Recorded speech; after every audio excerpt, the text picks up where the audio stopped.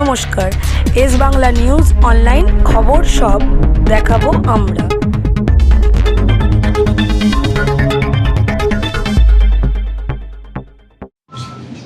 ভারতীয় জনতা পার্টির বিধায়ক দলের নেতা নির্বাচিত হন বিরোধী দলনেতা। সংসদীয় রাজনীতিতে বিরোধী দলনেতার স্থান মুখ্যমন্ত্রীর পরেই। এই যে বিধানসভা, লোকসভা, রাজ্যসভাগুলো আছে, এগুলো সরকারি দলের নয়, বিরোধী দলের।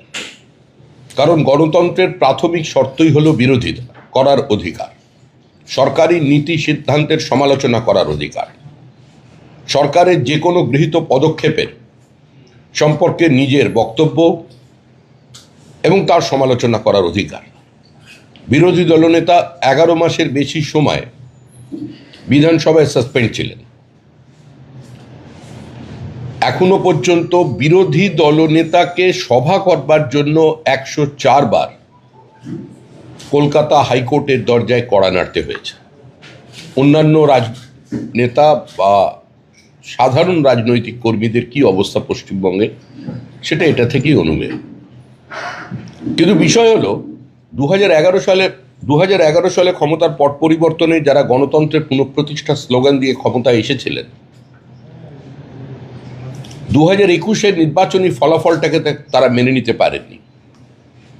সার্টিফিকেট নিতে যাবার সময় তার গাড়ির ওপরে পাথর বৃষ্টি এবং সর্বশেষ তার গাড়িতে পেট্রোল ঢেলে জীবন্ত পুড়িয়ে মারার চেষ্টার সমস্ত বাধা পেরিয়ে তাকে এখানে আসতে হয়েছে। 21 জয়, লোডশেডিংয়ের জয়। আমরা দলের পক্ষ থেকে বলেছিলাম যে 2024 লোকসভা নির্বাচন সংসদীয় ক্ষেত্র তো অনেক অন্য বিষয়, কিন্তু শুধুমাত্র নন্দীগ্রাম সেগমেন্টে তৃণমূল কংগ্রেস লিড নিয়ে দেখার, তারা সেখানে জয় নিতে পারেনি। আমরা শুনেছিলাম অনেক রথী মহারথীরা নাকি গতবারের ক্ষততে প্রলেপ লাগানোর জন্য নন্দীগ্রামে নির্বাচনে লড়াই করতে যাবেন, কিন্তু শেষ পর্যন্ত দেখা গেল বিজেপির থেকে প্রায় 1 বছর সম্পর্ক ছিন্ন একজন কর্মীকে সেখানে নির্বাচনে দাঁড় করানো হয়েছে। যাই হোক, বাইরের প্লেয়ার নিয়ে খেলবেন। তা লোডশেডিংটা কোথায় হয়েছে এটা মানুষের কাছে সহজেই অনুমেয়। আমাদের বিরোধী দলনেতা শুভেন্দু অধিকারী বারবার বলেছেন দলকে যে তিনি মুখ্যমন্ত্রীর বিরুদ্ধে নির্বাচনে প্রতিদ্বন্দ্বিতা করতে চান। ঠিক ছিল, তিনি নন্দীগ্রামে যেখানের মানুষ তার উপরে ভরসা রেখেছে, আস্থা রেখেছে, সেখান থেকে নির্বাচনে প্রতিদ্বন্দ্বিতা করবেন। তিনি সেখান থেকে নির্বাচনে প্রতিদ্বন্দ্বিতা করছেন এবং সরাসরি তৃণমূল কংগ্রেসকে চ্যালেঞ্জ ছুঁড়ে দিয়ে তিনি ভবানীপুর কেন্দ্রে মুখ্যমন্ত্রী বিরুদ্ধে নির্বাচনে প্রার্থী হচ্ছেন।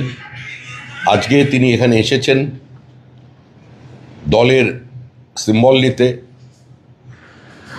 দলের প্রতীক তিনি এই অফিস থেকে নিয়ে যাবেন। এটা একটি ঐতিহাসিক আমাদের ভবন, যদিও আমরা এখন সল্টলেকে স্থানাভাবের কারণে আমাদের কাজকর্ম চালাচ্ছি, কিন্তু আমাদের আত্মা, আমাদের প্রাণ এই অফিস। ডক্টর শ্যামাপ্রসাদ মুখার্জি, আচার্য দেবপ্রসাদ ঘোষ, হরিপদ ভারতী, বিষ্ণুকান্ত শাস্ত্রী, সুকুমার ব্যানার্জি, তপন শিকদারেরা যে অফিসে বসেছেন, আমাদের কাছে, আমাদের অন্তরে এটাই আমাদের পার্টি অফিস। তো সেখান থেকে তিনি আজকে দলীয় প্রতীক নিয়ে শ্যামাপ্রসাদ মুখার্জির যে সামনে আবক্ষ মর্মর মূর্তি আছে সেখানে মাল্যদান করে এখান থেকে ভবানীপুরে প্রচারে যাচ্ছেন।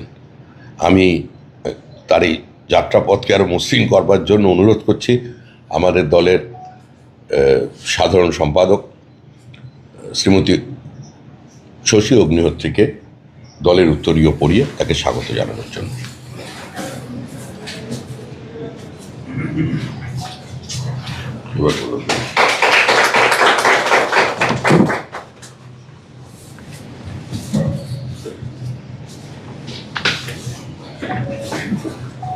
আমাদের দলের তরফ থেকে প্রথমেই নন্দীগ্রাম এবং তারপরে ভবানীপুরে যে সিম্বল এবং ফর্ম বি প্রদান করবেন আমাদের রাজ্য সভাপতি শ্রমিক ভট্টাচার্য মহাশয়, মাননীয় শুভেন্দু অধিকারী।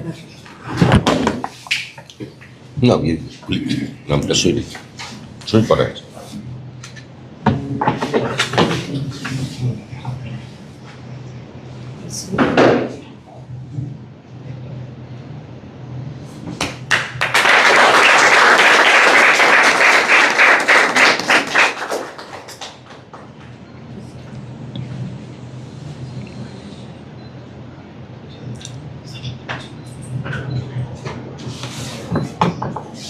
এটা হচ্ছে নন্দীগ্রাম, এটা ভবানী।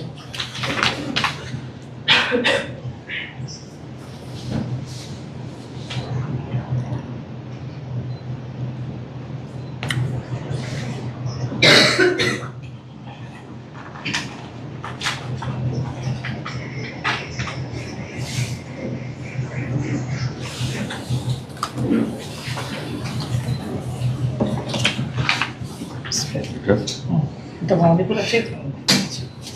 এটা নন্দীগ্রাম। নন্দীগ্রাম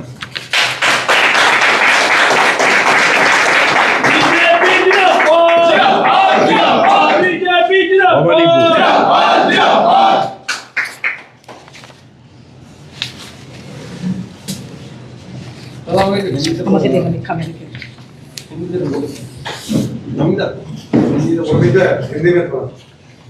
সাবজেক্টটা বলে দেবে, চিফ মিনিস্টার সাবজেক্টটা, ফটো তো পেয়ে গেছে ওরা, সাবজেক্টটা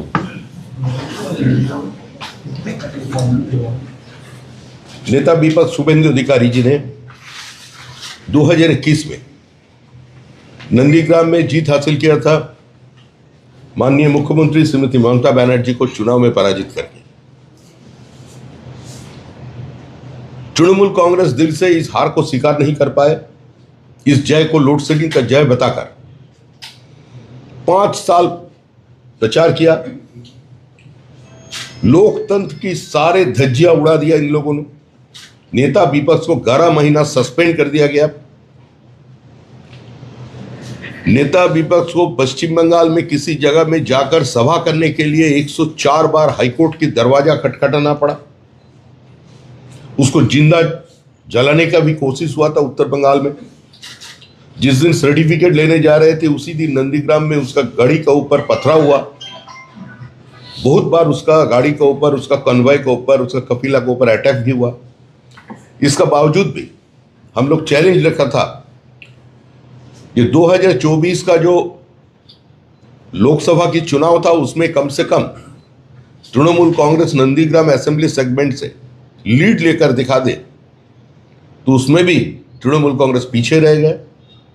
शुभेंदु अधिकारी जी ने पार्टी की जितना हमारा आला नेता है उनका पास, संसदीय बोर्डों का पास उन्होंने एक प्रस्ताव रखा था कि जिस जगह से भी मुख्यमंत्री चुनाव लड़ेंगे हम उसी जगह से चुनाव लड़ेंगे। तो हमारा पार्टी में तो पश्चिम बंगाल में कोई 2 जगह से चुनाव नहीं लड़ रहे हैं, लेकिन ये भी बात है मुख्यमंत्री का खिलाफ जिस नंदीग्राम की जनता ने शुभेंदु अधिकारी का ऊपर अपने आस्था प्रकट किया, उसको इतना प्यार दिया और इतना कठिनाई के बावजूद वो लोग आके आकर के शुभेंदु अधिकारी को जिताया था, उनको छोड़ना उचित नहीं है। तो इसीलिए नंदीग्राम से भी हमारा नेता चुनाव लड़ रहे हैं और उसका साथ साथ उसका जो मन का इच्छा था, चाहत था और पार्टी का भी इच्छा है कि शुभेंदु अधिकारी मुख्यमंत्री का खिलाफ चुनाव लड़े। इसलिए भवानीपुर से शुभेंदु अधिकारी जी इस बार चुनाव लड़ रहे हैं। और ये जो हमारा कार्यालय है डॉक्टर श्यामा प्रसाद मुखर्जी के समय से कार्यालय है। हम लोग थोड़ा स्थानाभाव के कारण आज सेक्टर 5 से हमारा ऑफिस चला रहा है, लेकिन हमारा लिए जो पार्टी ऑफिस है, हमारे पास यही हमारा मंदिर है। तो इसीलिए आज इसी जगह से फॉर्म ए और बी उन्होंने लिया। पार्टी का सिंबल कलेक्ट करने के बाद अभी श्यामा प्रसाद मुखर्जी का जो प्रतिमा है उसमें फूल चढ़ाकर, माला चढ़ाकर उन्होंने भवानीपुर निकल जाएंगे। थोड़ा आज इतना ही, इसमें कोई पॉलिटिकल इश्यू मैं एक लाइन जोड़ रहा हूँ। कल जब मेरा नामांकन होगा नंदीग्राम में, उसका एपिडेविट तो सबके सामने आ जाएगा। अब देख लेना 32 एफआईआर का डिटेल्स भी आप लोग को मिल जाएगा। कल समीक्षा ने सब बता दिया, कितना बार हाईकोर्ट जाना पड़ा, नॉट ओनली सभा, मेरा धर्म पालन करने के भी लिए भी हाईकोर्ट जाना पड़ा। काल 32 मेरा खिलाफ 25 बंगाल की Calcutta West Bengal police, 7 Calcutta police, वो मैं हाईकोर्ट में गया था। मतलब पता भी नहीं था, इतना लंबा लिस्ट है। काल सबको मिलेगा।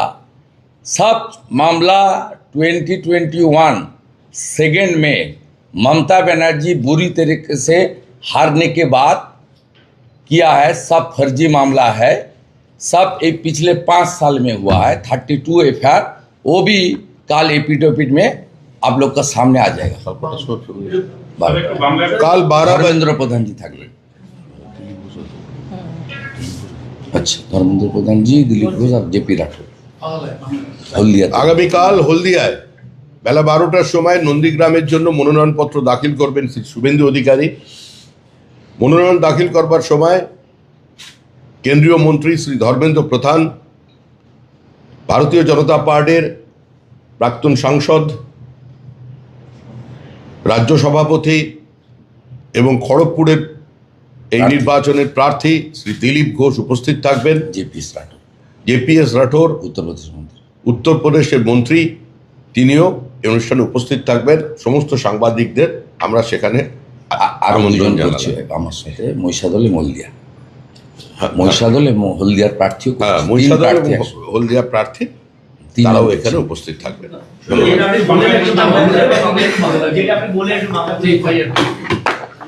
আমাদের মাননীয় রাজ্য সভাপতি, তিনি আমাকে, যে আমার থেকে বড়, আমার দাদার মতো, শুভাশিস দিয়েছেন, শুভেচ্ছা দিয়েছেন এবং সিম্বল প্রদান করে গুরুদায়িত্ব দিয়েছেন।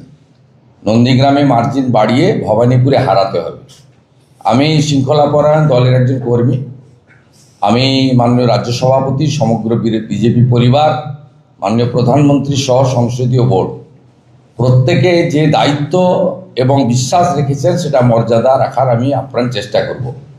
শ্রমিকদা কতগুলো বিন্দু বলেছেন, আমি সেগুলোর মধ্যে রিপিট না করে শুধু একটা ইনক্লুড করছি, অন্তর্ভুক্ত করছি। আগামীকাল হলফনামা সকলের সামনে বিকেলের মধ্যে চলে আসবে ওয়েবসাইটে। সেখানে দেখবেন 104 বার কোর্টে যাওয়া বা 11 মাস সাসপেন্ডের সাথে 32টা ফৌজদারি মামলায় আমাকে মমতা বন্দ্যোপাধ্যায়ের পুলিশ অভিযুক্ত করেছেন এবং সব মামলাগুলি 2021-এর 2রা মের পরে থেকে মানে আপনার এজাহার নথিভুক্ত করা, আগের মামলা নয়। অর্থাৎ কিভাবে গণতন্ত্রের সবচেয়ে বড় স্তম্ভ অ্যাসেম্বলি বিলংস টু অপোজিশন, সেটাকে নষ্ট করার চেষ্টা করেছেন, মানে ওনার দাঁত নখ সব বের করে। সেটা মানুষ দেখতে পাবে। আগাম আপনাদের কাছে জানিয়ে দিলাম 32 ক্রিমিনাল কেসেস, যেটা আমাকে কালকে হলফনামায় দিতে হবে।